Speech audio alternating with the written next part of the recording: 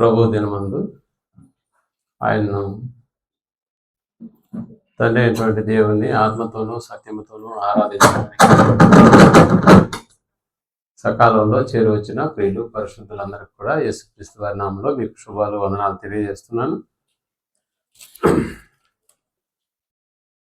తండ్రి అయినటువంటి దేవుని యొక్క ఆరాధన ఆయన ఆత్మతోనూ సత్యముతోనూ ఆరాధించడానికి మనం చేరువచ్చాం. మరి మన ఆత్మీయ సహవాసంలో భాగంగా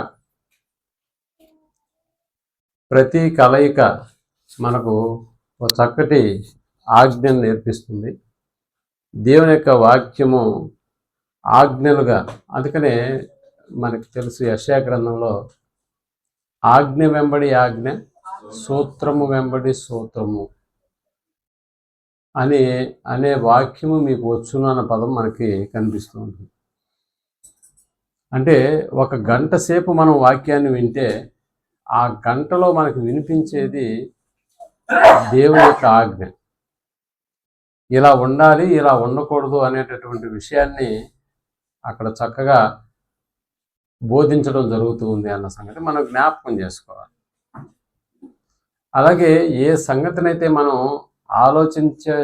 ఆలోచించడానికి ఇష్టపడుతున్నామో వాటిని మనం అంశాల రూపంగా మనం రాసుకుంటూ ఉన్నాం, కలిసి ఆలోచన చేయబోతూ ఉన్నాం.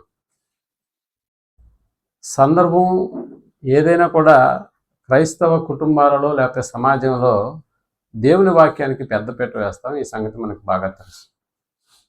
దేవుని వాక్యం లేకుండా ఏ కార్యక్రమం జరగదు. కాబట్టి దేవుణ్ణి ఘనపరచడం పాటల ద్వారా, ప్రార్థనల ద్వారా, రొట్టె విరచడం ద్వారా, ద్రాక్షరసాన్ని త్రాగడం ద్వారా, కానుకలు ఇవ్వడం ద్వారా, వీటన్నిటి ద్వారా మనం ఆరాధనను కొనసాగించేటటువంటి స్థితిని మనం కలిగి ఉంటూ దేవుని యొక్క వాక్యం, ముఖ్యంగా అపోస్తలుల బోధకు ఓ పెద్ద పీట వేసిన తర్వాతనే మన జీవితాల్లో వాటిని బట్టి ఎలా నడుచుకోవాలనేటటువంటి విషయాన్ని బట్టి ఒక నిర్ణయానికి మనం వస్తూ ఉంటాం.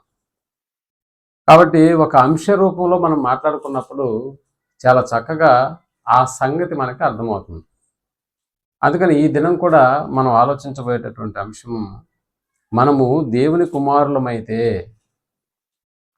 దేవుని క్రియలు ఎక్కడా? మనము దేవుని కుమారులమైతే దేవుని క్రియలు ఎక్కడా? నిజంగా మనం ఆలోచన చేసేటటువంటి ఈ మాటలో లేకపోతే ఈ అంశంలో మనము దేవునికి కుమారులము ఎలా అయ్యాము? మన ఆలోచనను చక్కగా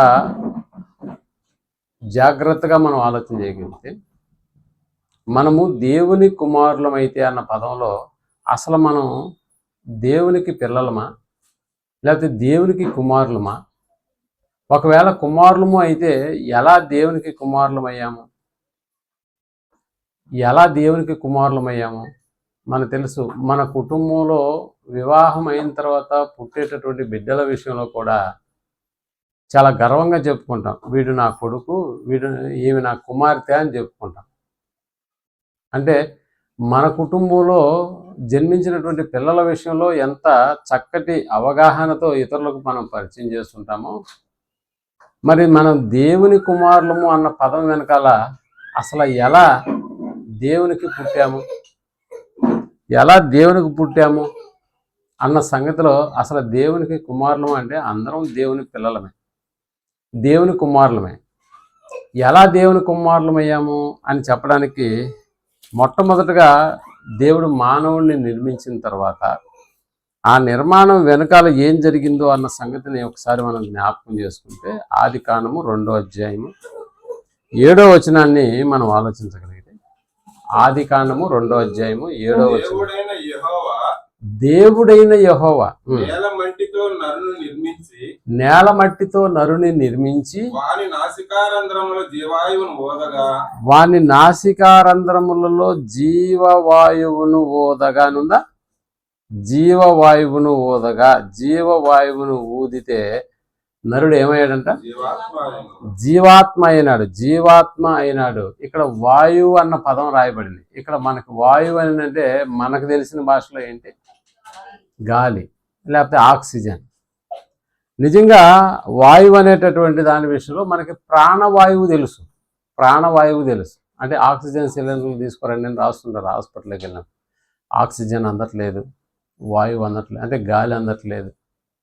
అంటే ఇక్కడ మనకి ప్రాణవాయువు అంటే ఆక్సిజన్, ప్రాణవాయువు అంటే ఏంటో మనకు తెలుసు. మరి జీవవాయువు అంటే అది ప్రపంచంలో ఎక్కడన్నా దొరుకుతుందా? జీవవాయువు ఈ జీవవాయువు అనేటటువంటిది లోకంలో లేనటువంటిది. కాబట్టి ఆ ఆకారంలోకి, లేకపోతే దేవుడైనటువంటి యెహోవా నేలమట్టితో నరుని నిర్మించినటువంటి ఆ ఆకారంలోకి ఏం పంపించాడంట? జీవవాయువును. ఆ ఆకారంలోకి ప్రవేశపెట్టబడింది ప్రాణవాయువు కాదు, అంటే ఆక్సిజన్ కాదు. మరి జీవవాయువు అన్నాడు.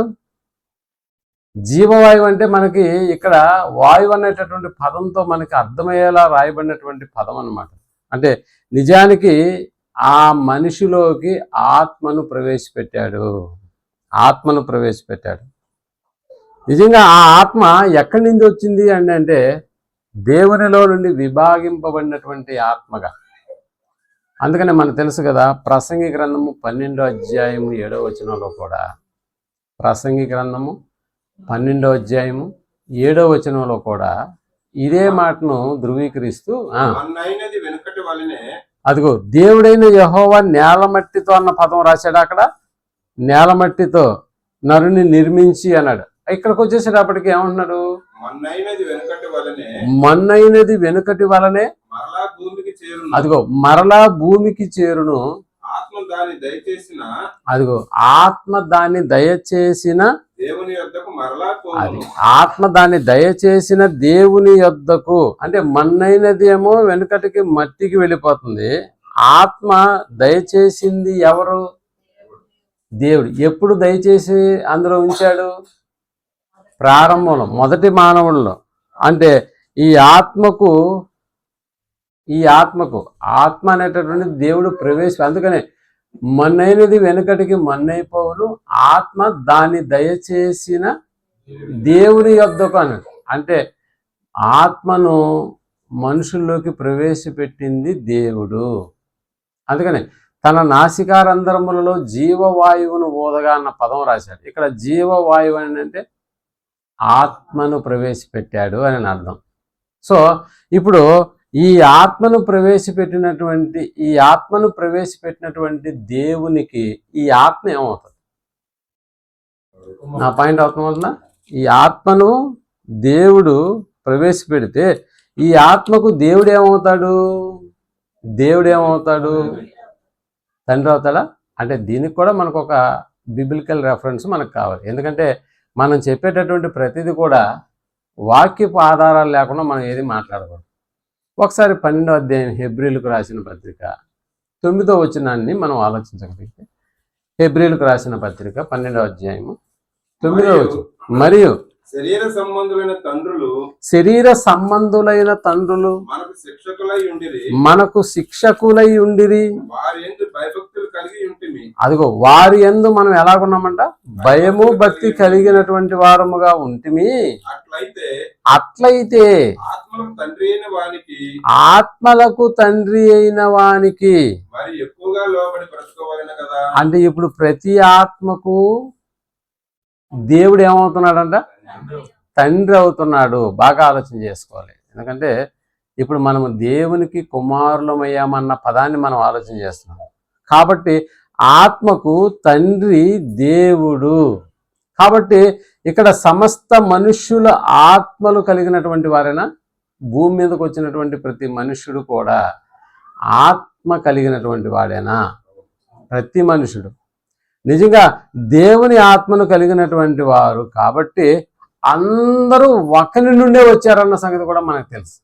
అందరూ అంటే ప్రపంచంలో ఉన్నటువంటి ప్రతి దేశంగా విభాగింపబడిన తర్వాత మనుషుల యొక్క రూపాలలో మార్పులున్నా, మనుషుల యొక్క వేషధారంలో మార్పులున్నా, మనుషుల యొక్క కట్టుబాట్లలో మార్పులున్నా, కానీ మనుషులందరూ ఒకరి నుండి వచ్చినటువంటి వాళ్ళు. ఈ విషయాన్ని మనకు కనిపిస్తుంది దైవ గ్రంథంలో. అపోస్తుల కార్యం 17వ అధ్యాయము 26వ వచనంలో ఈ సంగతి మనకి కన్ఫర్మ్ అవుతుంది. ఒకసారి చూడండి, అపోస్తుల కార్యం 17వ అధ్యాయము 26, 27 చదవండి. మరియు అదిగో, మరియు యావత్తు భూమి మీద కాపురం ఉండుటకు ఆయన ఒకని నుండి ప్రతి జాతి మనుషులను, అదిగో ఒకని నుండి ప్రతి జాతి మనుషులను సృష్టించి, రైట్, అంటే ఒక మనుషు నుండే వచ్చారా? అంతే.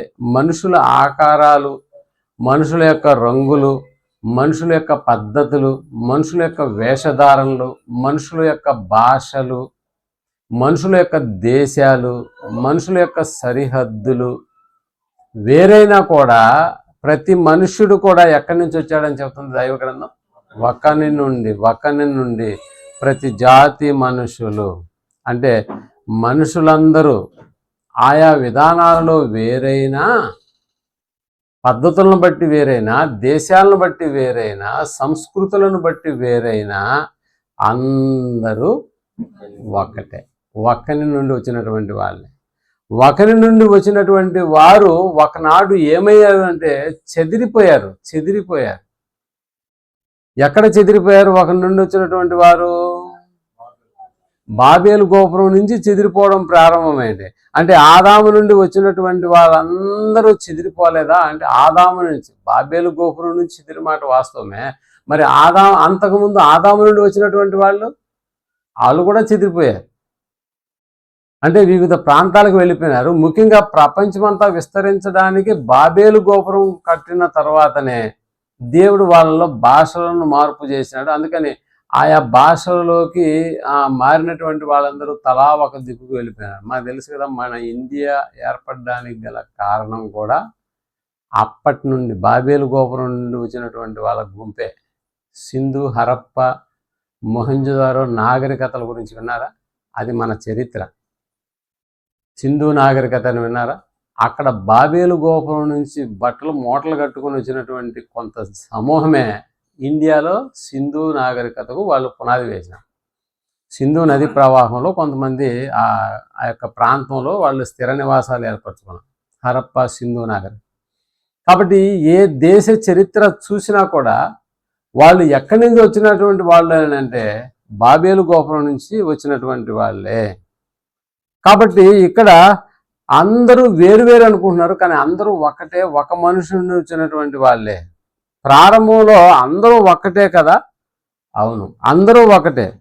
ఆ ఒక్కనిలో నుండి పంపబడినటువంటి వాడే ఇప్పుడున్నటువంటి ప్రజల యొక్క సమూహం. అందుకనే ఆ ఒక్కడు ఎవరు అని అంటే ఆ ఒక్కనిలో నుండి పంపబడినటువంటి వాడు, ఆ ఒక్కడు ఆదాము అన్న సంగతి మనకు బాగా తెలుసు. నిజంగా ఆదాములోనికి ఆత్మ అనేటటువంటిది ప్రవేశపెట్టబడింది దేవుడే. దేవునిలో నుండి వచ్చినటువంటి ఆత్మ. అందుకని ఆ ఆత్మ ఆ తర్వాత కాలాల్లో అందరిలోకి విభజింపబడింది అన్న సంగతి మనం జ్ఞాపకం చేసుకోవాలి.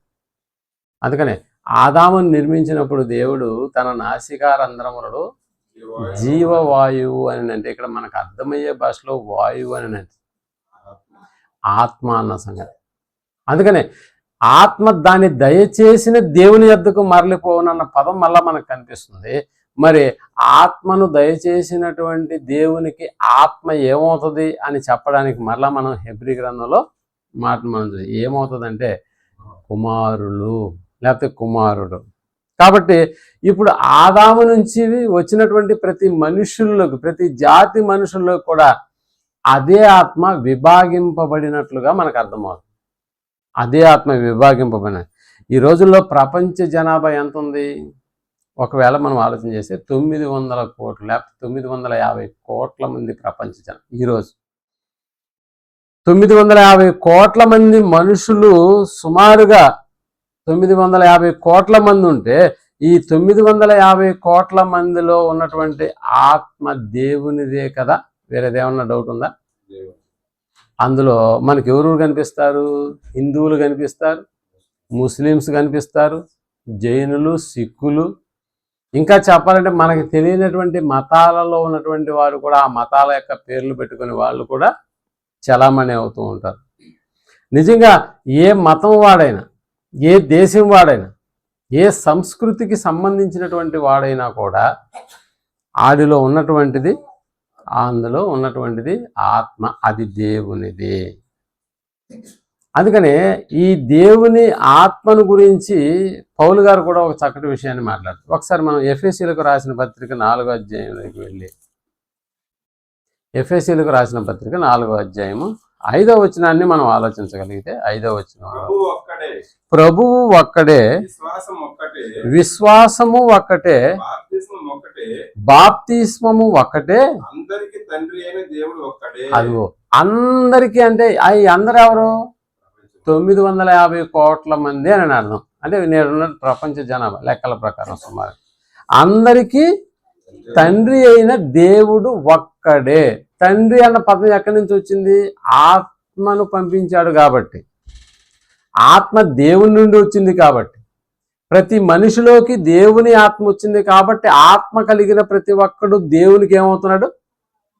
కుమారులు అవుతున్నారు. ఇప్పుడు పాయింట్ అర్థమైందా? మనము దేవుని కుమారులమైతే అన్న దగ్గరకు వచ్చి ఆగేసినప్పుడు ఇప్పుడు మనకు అర్థం అవ్వాల్సింది, మనము దేవుని కుమారులమా కాదా? ఖచ్చితంగా దేవుని కుమారులు. కాబట్టి ఇక్కడ చెప్తున్నాడు, ప్రభువు ఒక్కడే, విశ్వాసము ఒకటే, బాప్తిసం ఒక్కటే, అందరికీ తండ్రి దేవుడు ఒక్కడే. ఆయన అందరికీ పైగా ఉన్నవాడై, అందరికీ పైగా ఉన్నవాడై, అదిగో ఏం చేద్దాం, అందరిలోనూ ఏమంట?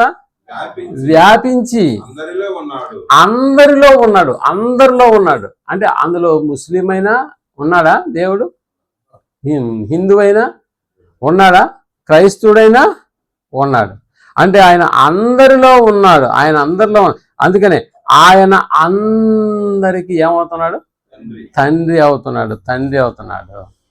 అంటే ఇక్కడ ప్రపంచంలో ఉన్నటువంటి 950 కోట్ల మంది దేవుణ్ణి నమ్మినా, దేవుణ్ణి నమ్మకపోయినా, దేవుని నమ్మిన వాడికి దేవుడు తండ్రే, దేవుని నమ్మనటువంటి వాడికి, దేవుని యందు విశ్వాసం ఉంచని వాడికి కూడా దేవుడే తండ్రి. అంతేనా? దీన్ని కన్ఫర్మ్ చేసేసుకోవాలి. అది మనకు బాగా అర్థం అవ్వాలంటే, ఈరోజు మన భారత ప్రధాని మోడీ గారికి ఓటేసినా ఓటు వేయకపోయినప్పుడు మోడీ ఏమవుతాడు? అందరికీ ప్రధానమంత్రి. నేను ఓటు వేయలేదు కాబట్టి నాకు ప్రధానమంత్రి కాడు అని అనగలుగుతామా? నేను ఓటేసినాను కాబట్టి నాకు ప్రధానమంత్రి ఆయనే అని అనడానికి వీలు లేదు.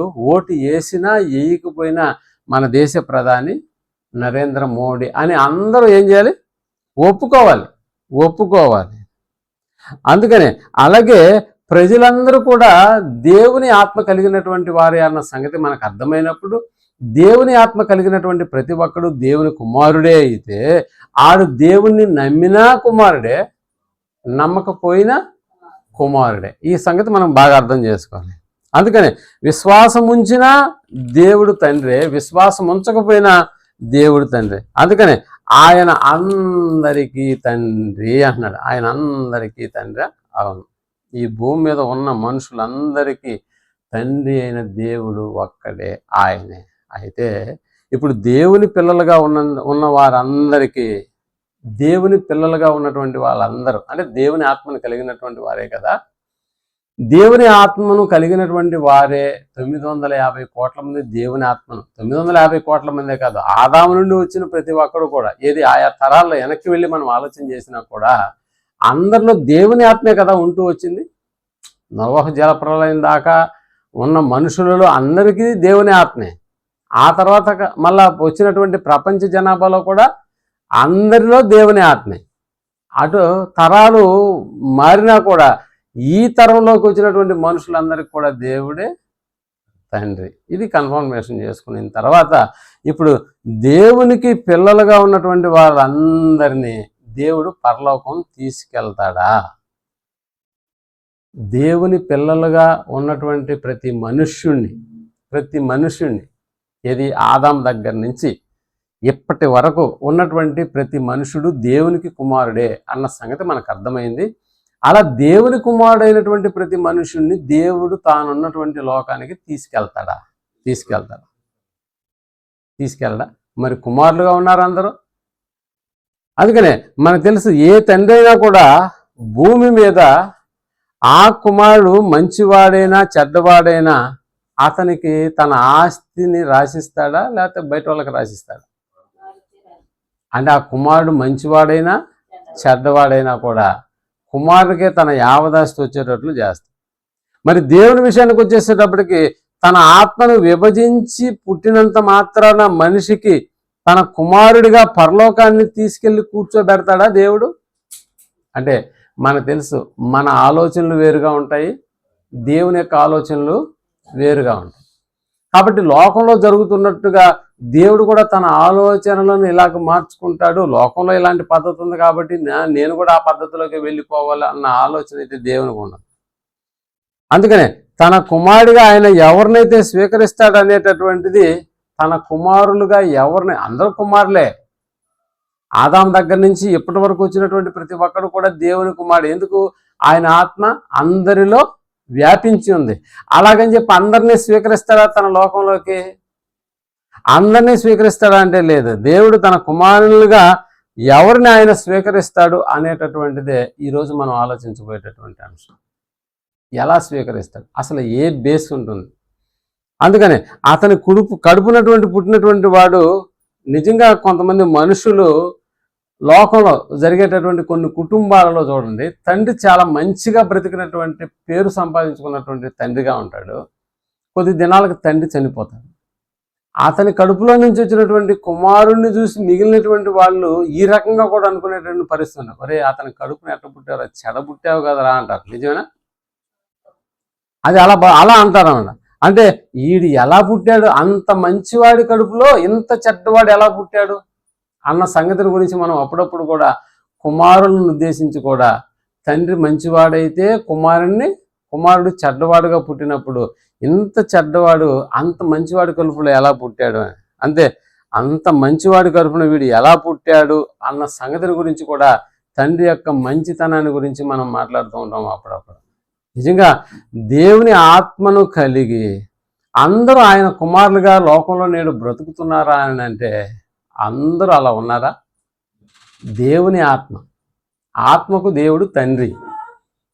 ఆ ఆత్మ అన్ని శరీరాలకి విభాగింపబడి ఆత్మను కలిగినటువంటి ప్రతి దేహము దేవునికి కుమారుడైతే, ఆ కుమారులందరూ దేవునికి కుమారులుగా బ్రతుకుతున్నారా? దేవునికి కుమారులుగా అంటే అలా బతకట్లేదు. నిజంగా యేసు మాటల్లో ఇదే విషయాన్ని గురించి యూదులతో చర్చిస్తున్నప్పుడు ఒక చిన్న సందర్భాన్ని గురించి యేసుక్రీస్తు వారు మాట్లాడతారు. అదే మనం ఇందాక చదువుకున్నటువంటి లేఖన భాగం, యోహాను సువార్త 8వ అధ్యాయం 39 నుంచి చదివితే మనకి ఇంకా బాగా మన ఆలోచనకు తగినట్టుగా అందుకు వారు ఆయనతో అదిగో మా తండ్రి అంటే దేవుని వలన పంపబడినటువంటి వాళ్ళే వీళ్ళందరూ. నేను చెప్పాను కదా, ఆ రోజుల్లో ఉన్నటువంటి దేహాలు కూడా దేవుని ఆత్మను కలిగినటువంటివే. దేవుని ఆత్మను కలిగినటువంటి ప్రతి ఒక్కడు కూడా దేవునికి కుమారుడే. కానీ వీళ్ళు భౌతికంగా ఎవరు మా తండ్రి అని చెప్తున్నారు? అబ్రహాము, మా తండ్రి అబ్రహాము అంటున్నారు. అబ్రహాము, మా తండ్రి అబ్రహాము అంటే అటు ఇశ్రాయేలు కావచ్చు, ఇటు యూదులు కావచ్చు, అబ్రహాముకు వీళ్ళు ఏమవుతారంట?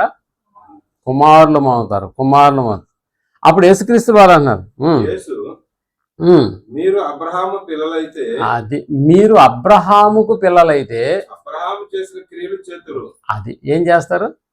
అబ్రహాము చేసిన క్రియలు చేస్తారు. మనకి అబ్రహాం చేసిన క్రియలు ఎక్కడ కనిపిస్తాయి? ఆది కాండంలో దాదాపుగా 12వ అధ్యాయం అనుకున్నా, అక్కడి నుంచి దాదాపుగా 24 అధ్యాయాల వరకు మనకి ఈ సందర్భాలు అబ్రహాము చేసిన క్రియలు మనకు కనిపిస్తాయి. అంటే ఇప్పుడు అబ్రహాము పిల్లలు, అబ్రహాం ఎక్కడో ఆది కాండంలో కనిపిస్తున్నారు. ఇప్పుడు మొదటి శతాబ్దంలో అబ్రహాంను గురించినటువంటి ప్రస్తాపన అక్కడికి వచ్చినప్పుడు వాళ్ళు అంటారు, మా తండ్రి అబ్రహాము. సరే, మీ తండ్రి అబ్రహాం అయితే ఇప్పుడు మీరు ఏ క్రియలు చేయాలి? అబ్రహాము చేసిన క్రియలు చేయాలి కదా. అంటే మీరు అబ్రహాము చేసిన క్రియలను మీరు చేయట్లేదు అంటున్నాడా? చేశారా అంటున్నాడా? చేయట్లేదు. అంటే అబ్రహాముకు కుమారులైతే అబ్రహాము చేసిన క్రియలు చేయాలి, అంతేనా? దీన్ని బట్టి మనకి యేసుక్రీస్తు వారి మాటల్లో మనకు అర్థమవుతున్నది. అబ్రహాముకు కుమారులైతే అబ్రహాము చేసినటువంటి క్రియలు కుమారుల్లో కనిపించాలి. మరి ఇప్పుడు మనం ఎవరు? దేవుని ఆత్మను కలిగినటువంటి వారము, దేవుని ఆత్మలో మనం ఉన్నటువంటి వారము. కాబట్టి ఇప్పుడు మనలో కూడా ఎవరి క్రియలు కనిపించాలి? అదనమాట మన పాట. మనము దేవుని కుమారులమైతే మన క్రియలు ఎక్కడ? అబ్రహాము కుమారులైతే అబ్రహాము గారు చేసిన క్రియలు ఆ కుమారుల్లో కనబడట్లేదు. ఇది యేసుక్రీస్తుల వారి యొక్క వాదన అక్కడ. ఇప్పుడు మనము దేవుని కుమారులము అన్న సంగతి ఇది అబ్రహాం కాలం దాటిపోయినా, నోవా కాలం దాటిపోయినా, మొదటి శతాబ్దపు కాలము దాటిపోయినా కూడా ఇప్పుడు మనకు అర్థం అవ్వాల్సింది ఏంటంటే, ఒకటి మనం దేవుని కుమారులమని మనకు అర్థమైపోయింది. ఇది ఇన్ని తరాల కాలంలో కూడా మనము దేవుని కుమారులము అన్న సంగతి ఇప్పటికి మనకు అర్థమైపోయింది. మరి దేవుని కుమారులు అయితే ఇప్పుడు మనలో కూడా ఉండవలసింది దేవుని క్రియలు ఉండాలి. దేవుని క్రియలు ఉండాలి. ఇప్పుడు దేవుని క్రియలు ఎక్కడ? అసలు దేవుని క్రియలు ఏంటి? దేవుని క్రియలు చేయాలి. అలా చేసినప్పుడే, ఏదైతే దేవుని క్రియలు చేసినప్పుడే మనము దేవునికి కుమారులుగా ఉంటాం. అబ్రహాం గారి క్రియలు చేసినప్పుడు అబ్రహాము కుమారులు ఎలా అవుతారో, ఇప్పుడు దేవుని క్రియలు చేసేటటువంటి వారు కూడా దేవునికి ఏమవుతారు? కుమారులు అవుతారు. అయితే ఇప్పుడు దేవుని క్రియలు ఎక్కడ? అసలు దేవుని క్రియలు ఏంటి? ఇప్పుడు దేవుడు ఎవరో మనకు అర్థమైంది. దేవుడు ఎవరు? మనకు తండ్రి. అంటే ఇంకా ఆత్మలు పక్కన పెట్టేద్దాం. ఇప్పుడు దేవుడు డైరెక్ట్గా మనకి తండ్రి. మనము దేవునికి పిల్లలమైతే మరి దేవుని క్రియలు ఎక్కడ? అంటే దేవుని క్రియలు ఎవరైతే జరిగిస్తారో వారు దేవునికి ఏమవుతారు? అబ్రహాం క్రియలు ఎవరైతే జరిగిస్తారో వారు అబ్రహాముకు కుమారులు అవుతారు. కాబట్టి ఇక్కడ దేవుని క్రియలు జరిగించే ప్రతి ఒక్కడు కూడా దేవునికి ఏమవుతాడు? ఆడనే పరలోకం తీసుకెళ్తాడే తప్ప దేవుని క్రియలు చేయనటువంటి ఏ ఒక్కడిని కూడా పరలోకానికి దేవుడు తీసుకెళ్ళాలి. అంతేనా? అదే నిజానికి కుమారులే వాళ్ళు, కాదంటలేదు. కానీ దేవుని క్రియలు చేయనటువంటి వారికి దేవుడు పరలోకం ఇస్తాడా అంటే ఇవ్వడు. ఇంతకీ దేవుని క్రియలు ఏంటి? ఆ క్రియలను మనం చేస్తున్నామా లేదా అని ఒక లెక్క వేసుకుంటే తప్ప మనకి దేవుడు ఉన్నటువంటి ఆ లోకం లేకపోతే దేవుని యొక్క స్వాస్థ్యానికి మనం వారసులం ఎలా అవుతాము అని అంటే అప్పుడు దేవుని క్రియలు ఏంటో మనకు అర్థమైతే కానీ ఆ క్రియలు మనం చేస్తుంటే దేవుని పిల్లలం అవుతాము. ఆ క్రియలు మనం చేయకుండా ఉంటే అపవాదికి పిల్లలం అవుతాం. కాబట్టి ఇప్పుడు ఈ క్రియల విషయంలో ఒక నిర్ణయానికి వచ్చేసేయాలి మనం. ఆ క్రియలు అంటే ముందు మనం చక్కగా అర్థం చేసుకుందాం. ఒకసారి యేసుక్రీస్తుల వారి యొక్క మాటల్లోనే. ఎందుకు యేసుక్రీస్తుల వారి యొక్క మాటలే మనం ప్రామాణికంగా తీసుకోవాలి? ఆయన పరలోకంలో తండ్రితో ఉన్నటువంటి వాడు కాబట్టి, తండ్రితో ఉన్నటువంటి వాడు కాబట్టి తండ్రి యొక్క క్రియలు ఏంటో ఆయనకు బాగా తెలుసా అంటే బాగా తెలుసు. ఒకసారి ఈ సంగతి గురించి యోహాను సువార్తలోని 5వ అధ్యాయము 19వ వచనాన్ని మనం ఆలోచించగలిగితే, యోహాను సువార్త 5వ అధ్యాయం 19వ వచనం. ఓకేనా? 19 చదువుతున్నా కదా.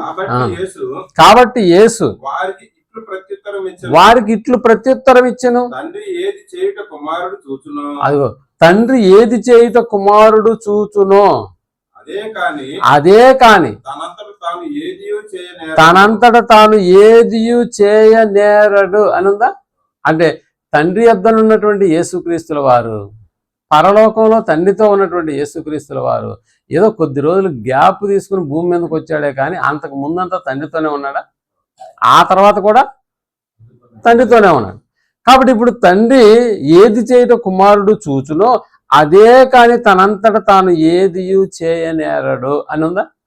రైట్. ఇప్పుడు లోకంలో కూడా చూడండి, మనకి గత ముఖ్యమంత్రి అంటే వైఎస్ రాజశేఖర రెడ్డి గారు వచ్చినప్పుడు ముఖ్యమంత్రి ఆ యొక్క హోదాలో తన యొక్క హావభావాలు, ఆయన చేయి తిప్పి మాట్లాడడం, ఇవన్నీ కూడా తర్వాత ముఖ్యమంత్రి అయినటువంటి తన కుమారుల్లో కూడా చాలామంది చూసి అచ్చం మీ నాన్నలాగే మాట్లాడుతున్నావు, మీ నాన్నలాగే చేయి తిప్పుతున్నావు, ఇలాంటి అంటే హావభావాలన్నీ కూడా అలాగే ఉన్నాయి అని ఆయన్ను ప్రశంసించినటువంటి వారు కూడా లేకపోదు.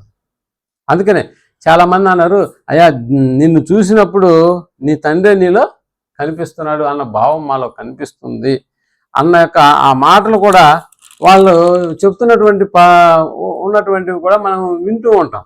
అలాగే ఊర్లో ఉన్నటువంటి డాక్టర్ కూడా మనం ఆలోచన చేస్తే ఆ డాక్టరు కొంతమందికి అంటే పాత డాక్టర్లు మీరు గమనించారు, వాళ్ళు నేను రిప్రజెంటేటివ్గా పనిచేస్తున్న దినాల్లో సూలూరుపేట అనే ఊర్లో ఒక డాక్టర్ కేవలం 5 రూపాయలే ఫీజు తీసుకునేవాడు. 5 రూపాయలు. ఆయన దగ్గరికి వెళ్తే పేషెంట్లు అందరూ చుట్టూరు మూగిపోయి ఉంటారు.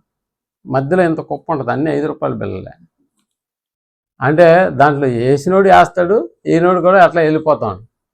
ఇప్పుడు నిజంగా ఆ డాక్టర్ దగ్గర తన కుమారుడిని కూడా డాక్టర్ని చేస్తే అదే డాక్టరు ఆ కుమారుడు ఫీజే 500 తీసుకున్నాడు అనుకోండి, ఇప్పుడు ఎలా ఉంటుంది వైఖరి ఆలోచన చేయండి. మీ తండ్రి చేసిన క్రియలు నువ్వు చూసావు, ఆయన 5 రూపాయలతో వైద్యం చేశాడు, నువ్వు అదే డాక్టర్ వృత్తిని చేపట్టి ఇప్పుడు ఒక్కొక్క పేషెంట్ దగ్గర 500 తీసుకున్నావంటే ఇప్పుడు సరిపోతుందా క్రియ?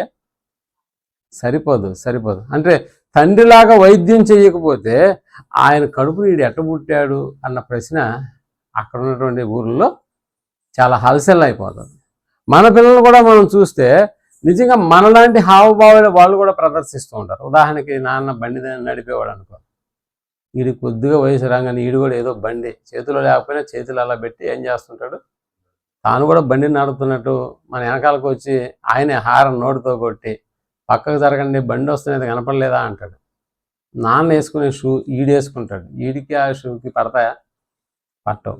అలాగే అమ్మ కూడా తాను చేస్తున్నటువంటి వంట రూమ్లో వండుతున్నటువంటి ఆ స్టవ్, ఆ బిన్నె దబర్లు ఇవన్నీ కూడా చూసి తాను కూడా ఏదో వంట చేస్తున్నట్టుగా ఫీల్ అయిపోతాను. అంటే తల్లి ఏది చేయటం కుమార్తె చూస్తుందో అదే చేస్తాడు, తండ్రి ఏది చేయటం కుమారుడు చూస్తాడో అదే చేస్తాడా?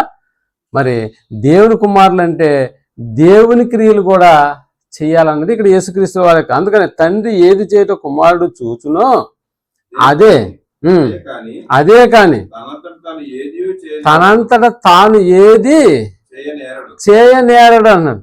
దేవుని కుమారులు అంటే ఇక్కడ ఖచ్చితంగా ఏం లేదండి, దేవుని విశ్వసిస్తే దేవుని కుమారులుగా దేవుడు మనల్ని అంగీకరిస్తాడు కదా అని అంటే ఆయన్ని విశ్వసించినటువంటి వాళ్ళందరికీ దేవుని కుమారులు అయ్యే అధికారం ఉంటుంది, కాదంటలేదు.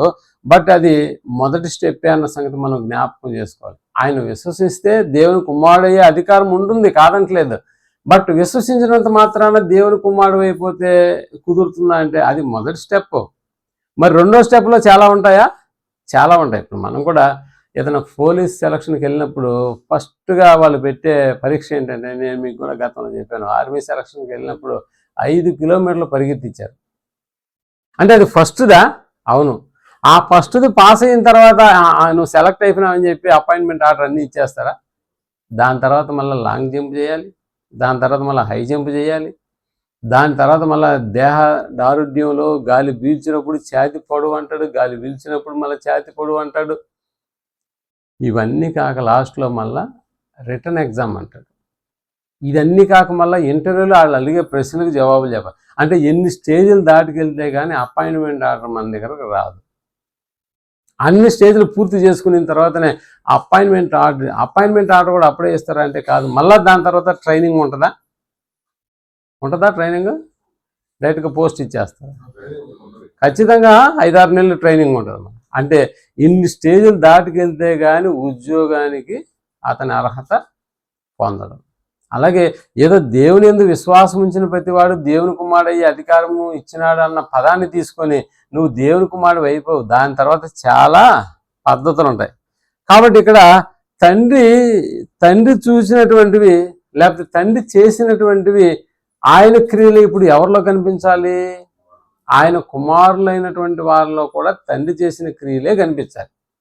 మనము దేవుని పిల్లలమైతే, ఇప్పుడు దేవుని పిల్లలం అన్న సంగతి మనకు కన్ఫర్మ్ అయిపోయిందా? ఆత్మను బట్టి మనమందరం ఎవరు? దేవుని పిల్లలమే. ఇప్పుడు దేవుని పిల్లలైతే దేవుని కార్యక్రమాలు కూడా ఇప్పుడు మనలో కనిపించాలి. ఇంతకీ దేవుని కార్యాలు ఏంటి, లేకపోతే దేవుని క్రియలు ఏంటి? అందుకని దేవుని క్రియలను గురించి మనకి చాలా అద్భుతమైనటువంటి రీతిలో బోధించినటువంటి మన రక్షకుడైనటువంటి యేసుక్రీస్తుల వారి బోధనలో పరలోకపు తండ్రిని మనకు పరిచయం చేశాడు. ఆ తండ్రి యొక్క క్రియలు ఎలాగున్నాయని చెబుతూ ఓ చక్కటి మాటలను మన ముందు రాయించాడు. ఒకసారి మనం మత్తయి రాసిన సువార్త 5వ అధ్యాయము 44వ వచనాన్ని మనం ఆలోచించగలం. మత్తయి రాసిన సువార్త 5వ అధ్యాయము 44వ వచనాన్ని. నేను మీతో చెప్పినది ఏమనగా, నేను అంటే యేసుక్రీస్తుల వారు చెప్తున్నారు, నేను మీతో చెప్పున్నది ఏమనగా, మీరు పరలోకమందున్న మీ తండ్రికి కుమారుడై ఉండినట్లు. అదిగో ఇప్పుడు కూడా ఏం చెప్తాడు యేసుక్రీస్తు వారు, పరలోకం, మీ తండ్రి ఎక్కడ ఉంటాడు అని చెప్ప, పరలోకమందు ఉంటాడు. పరలోకమందు చెప్పున్నదేమనగా, మీరు పరలోకమందున్న మీ తండ్రికి, మీరు పరలోకమందున్న మీ తండ్రికి అన్నాడు. అంటే ఇప్పుడు తండ్రి కుమారుల బాంధవ్యం మనలో ఉందా? ఉంది, మనకు కూడా. అది ఆ రోజుల్లో మొదటి శతాబ్దంలో చెప్పిన మాట. మొదటి శతాబ్దంలో ఉన్న వారికి మాత్రమే కాదు, భూమి మీదకి వచ్చిన ఏ మనుషుడు కూడా ఇది వర్తిస్తుందా? అంటే తర్వాత కాలాల్లో కూడా వచ్చే మనుషులు కూడా ఇది వర్తిస్తుంది. అదే అండి బైబిల్, అలా రాయబడింది.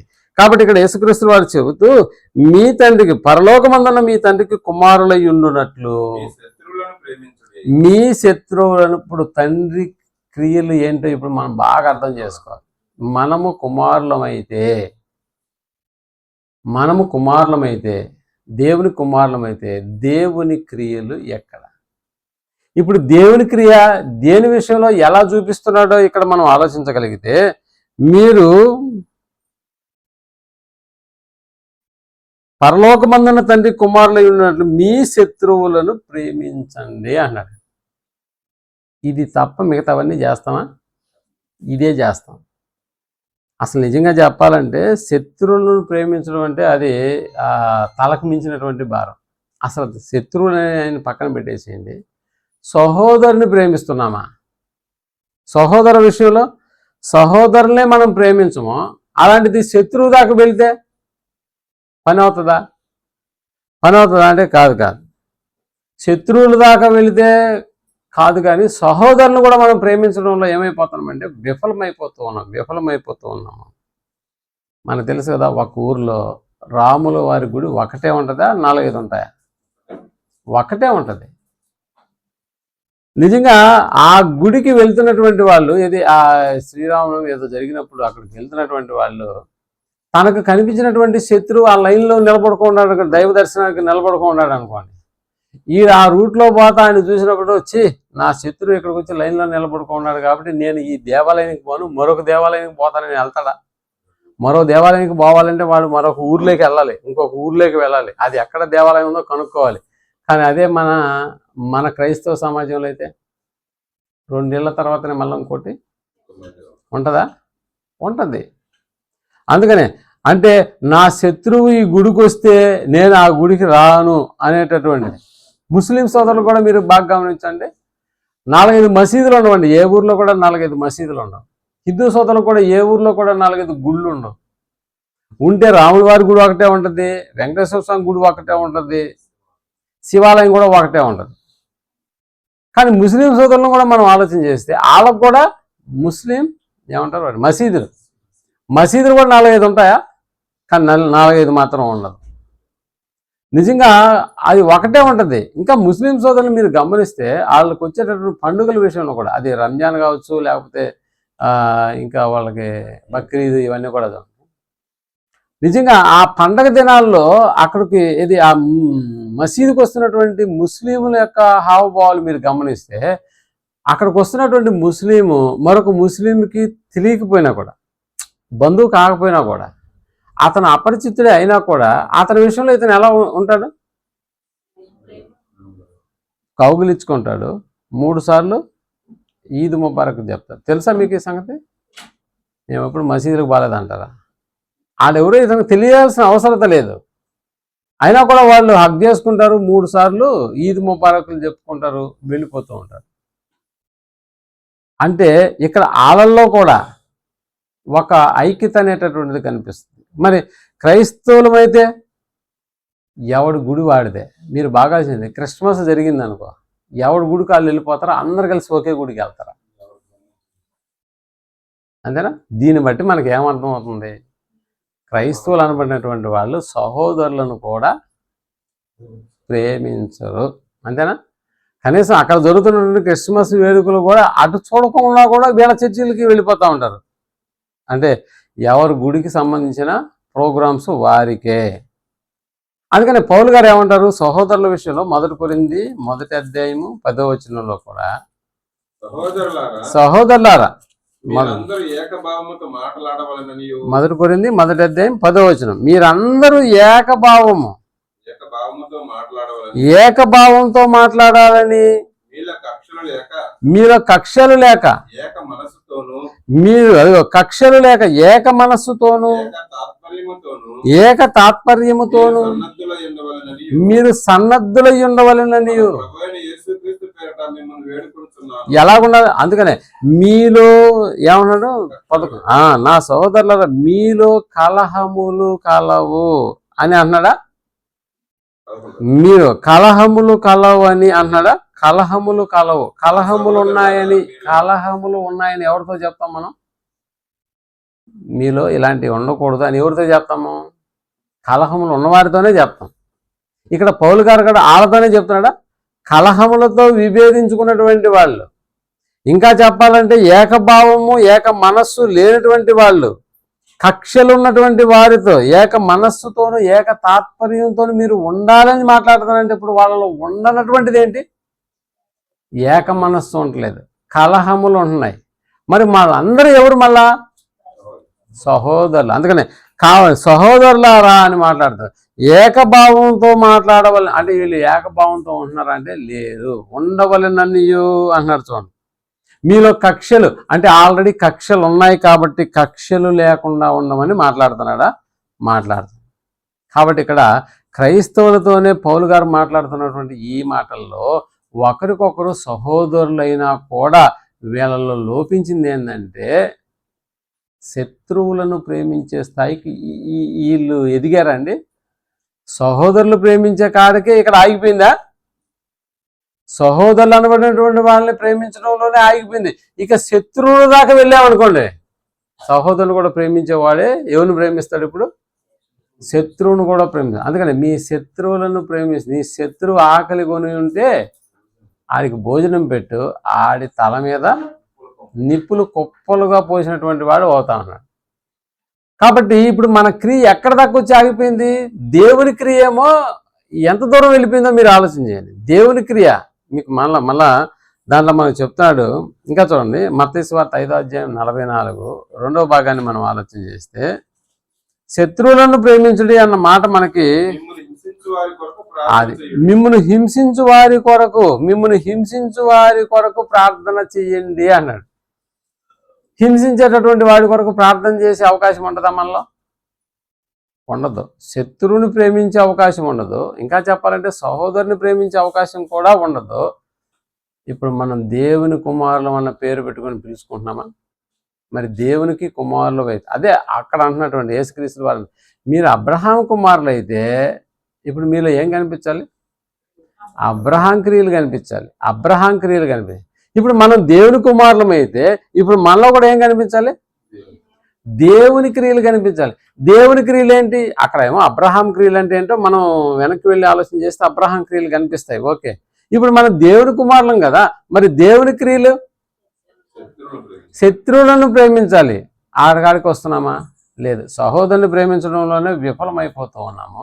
ఇంకా చెప్పాలంటే మిమ్మల్ని హింసించు వారి కొరకు ప్రార్థన చేయండి అన్నాడు.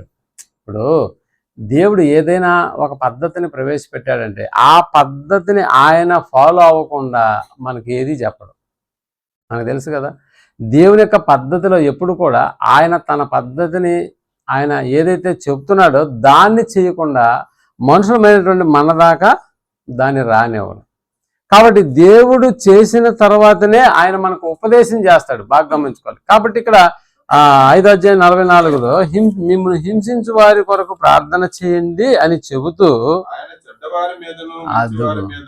ఆయన చెప్తున్నాడు, ఆయన చెడ్డవారి మీదను మంచి వారి మీదను తన సూర్యుని ఉదయింపజేసి నీతిమంతుల మీదను అనీతిమంతుల మీదను వర్షము కురిపించుచున్నాడు అన్న పదం ఉందా?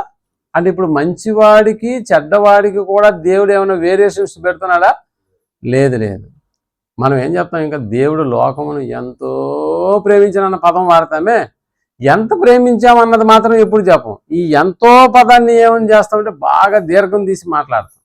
ఎంత ప్రేమించాడంటే తన చెడ్డవారి మీదను మంచివారి మీదను తన సూర్యుని ఉదయింపజేసి, మనకు తెలుసు కదా ప్రారంభంలో ఏదైనా తోటలో దేవుడు ఆ పండు తినొద్దని ఆయన బోధించిన తర్వాత కూడా ఇప్పుడు అవ్వ ఆదాములు ఏం చేసినారు? ఆ పండు తిన్నారు. ఇది చెప్పిన తర్వాత కూడా ఆ పండు తిన్నారు. అది తినడానికి ప్రోత్సహించినటువంటి వాడు ఏమన్నా ఇలా బంధువా? అసలు ఎప్పుడు చూడలే వాడిని. అలాంటి వాడి మాట వినేసి పండు తినేసినారు. ఇప్పుడు ఏదైనా తోటల నుంచి దేవుడు ఏం చేశాడు?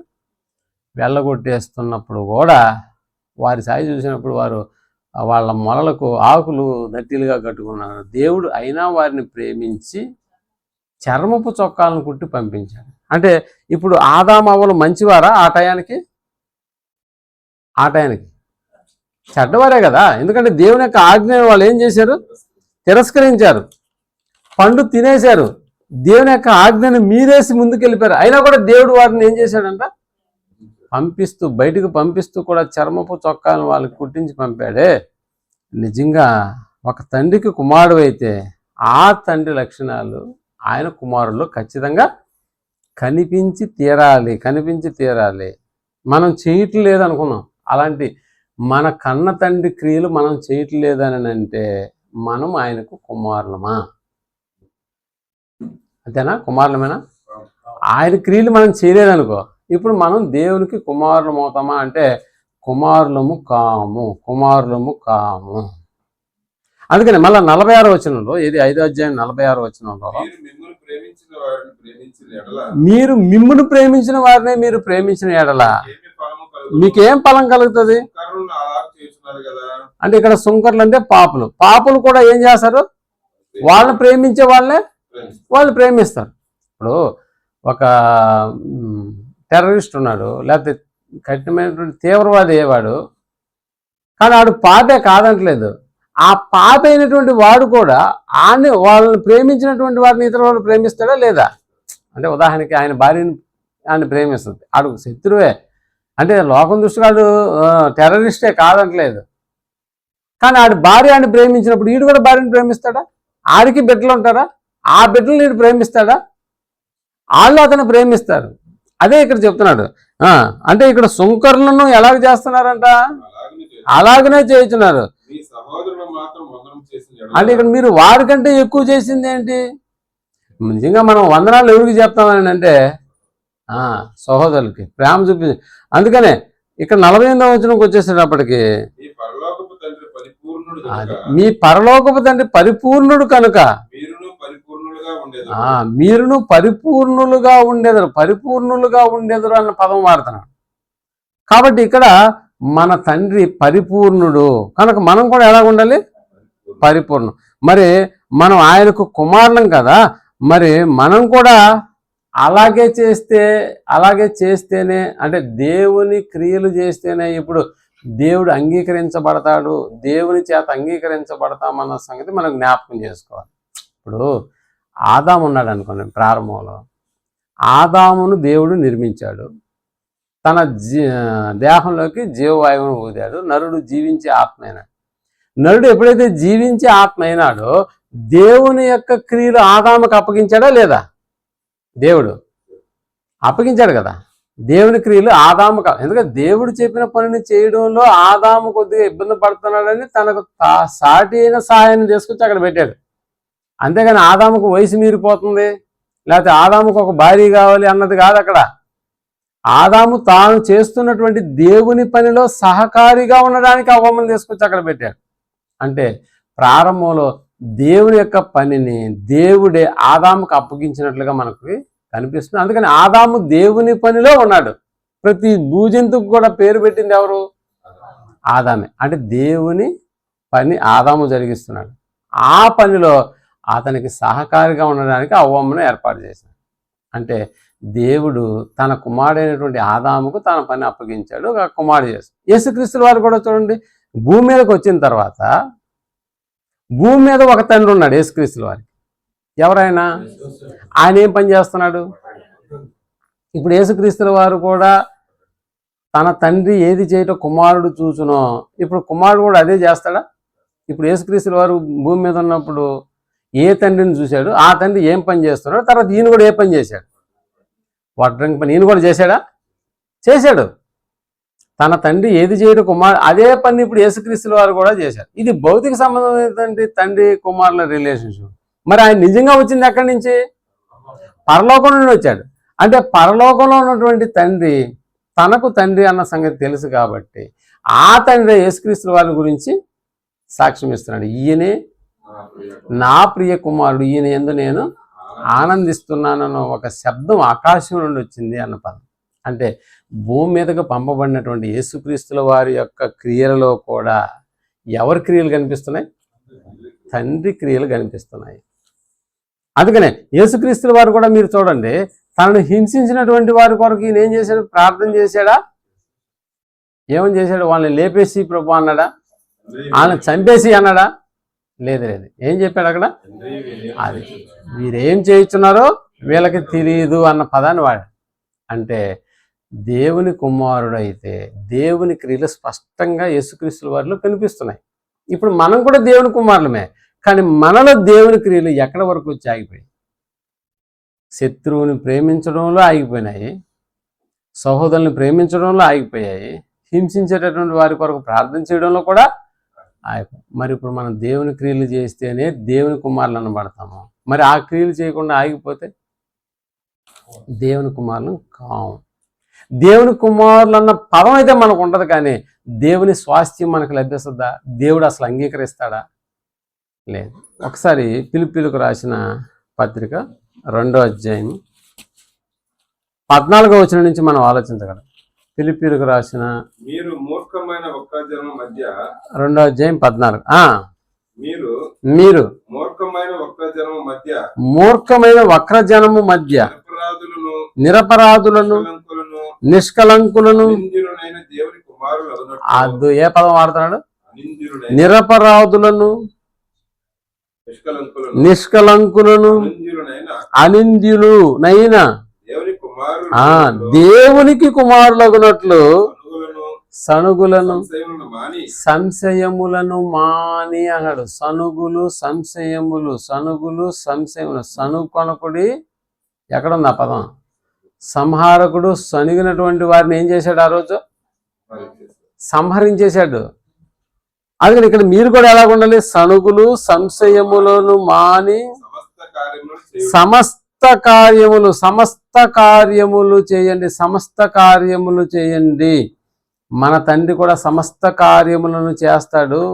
మరి మనం ఆయన కుమారులమైతే ఇప్పుడు ఎవరు కార్యక్రమాలు చేయాలి? సమస్త కార్యాలు, దేవునికి సంబంధించిన సమస్త కార్యాలు చేయాలి. సమస్తమైనటువంటి కార్యాలు చేయాలి. నిజంగా ప్రేమటువంటి వాళ్ళరా, ఏదో ఒక కార్యక్రమం చేస్తే కుదరదు. సమస్తమైనటువంటి కార్యక్రమాలను చేయాలి. సమస్తమైన ఇప్పుడు ముసుగు ఒక 2-3 మాత్రమే మాట్లాడుకున్నాం, అవి దేవుని క్రియలు అన్న పదం వాడుకున్నాం. నిజంగా ఆ 2-3 మనం బయటికి తీసినప్పుడు ఆ 2-3 విషయాల్లో కూడా మనకు అలాంటి క్రియలు ఉన్నాయమన్నా మన జీవితంలో? 2-3 మనం బయటికి తీసామా? ఆ 2-3 విషయాల్లోనే దేవుని క్రియలు మనలో ఉన్నాయా? అంటే మౌనంగా ఉన్నారంటే దాని అర్థం లేవని అర్థం. ఇప్పుడు లేవు అని అంటున్నామని అంటే ఇప్పుడు మనం దేవుని కుమారులమా?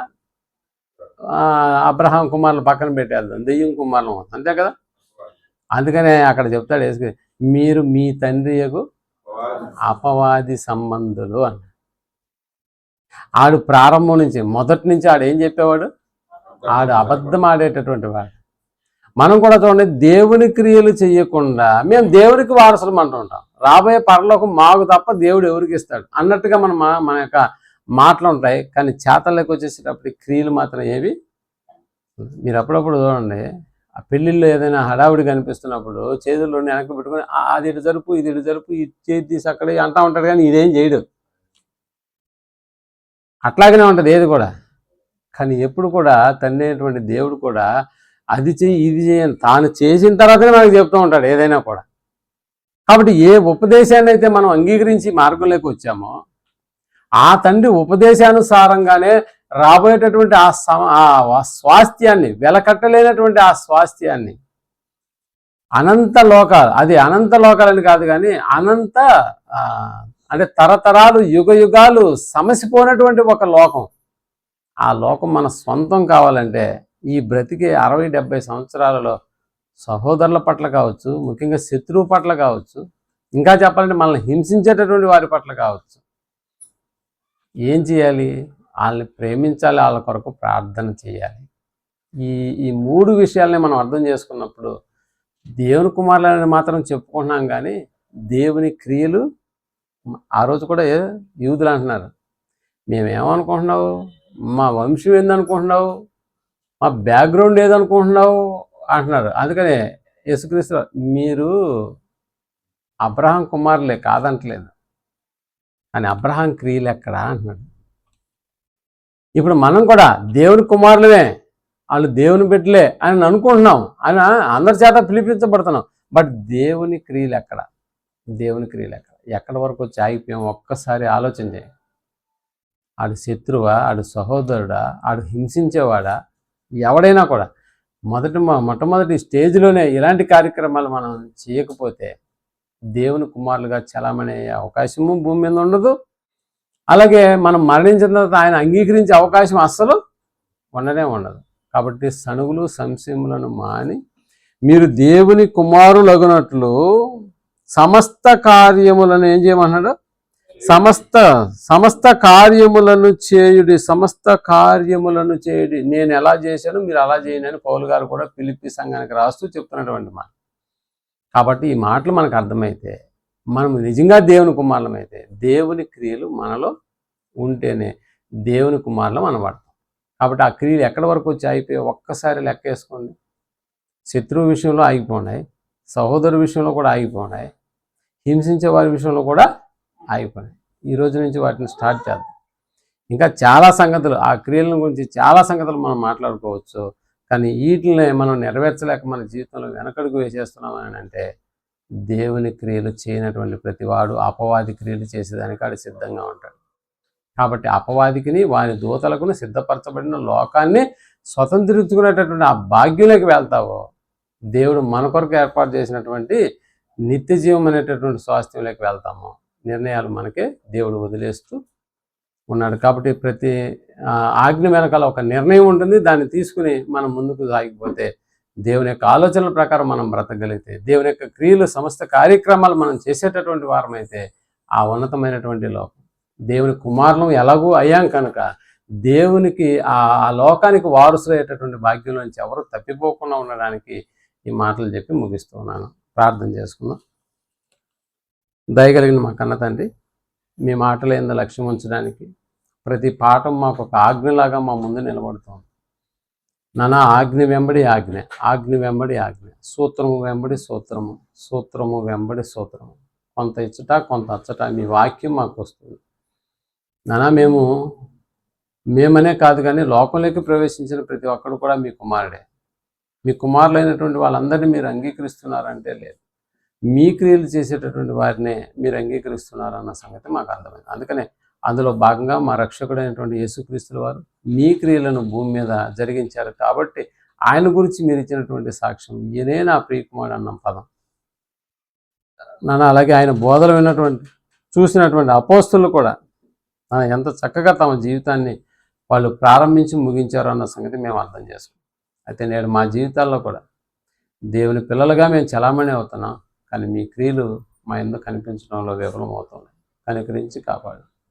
చక్కటి మనస్సును, చేయగలిగినటువంటి సామర్థ్యాన్ని, వాటిని జరిగించగలిగేటటువంటి ఉత్సాహాన్ని మా జీవితాల్లో నింపమని నానా. ఎవరమో అపాధి కుమారులుగా కాకుండా నానా, ఇదిగో సమస్తాన్ని సృజించినటువంటి మీ కుమారులుగానే ఈ లోకమందు చెలరేగి మీకు సంబంధించినటువంటి క్రియలు సమస్త కార్యక్రమాలు మేము చేయగలిగాం నానా. మీ కుమారులు అనిపించుకునేటటువంటి ఆ గొప్ప స్థాయి మా అందరిలో ఉంచమని కోరుకుంటూ, చేరవచ్చిన నీ బిడ్డలందరూ విన్నటువంటి వాక్యాన్ని తమ హృదయాల్లో భద్రపరచుకుని అలాగ చేయగలిగేటటువంటి శక్తిని, సామర్థ్యాన్ని అనుగ్రహించమని ఈ ప్రార్థనను మా రక్షకుడును మీ ప్రియకుమారుడైనటువంటి యేసుక్రీస్తుల వారి నామంలో ప్రార్థించి అడిగి వేడుకుంటున్నాం తండ్రి.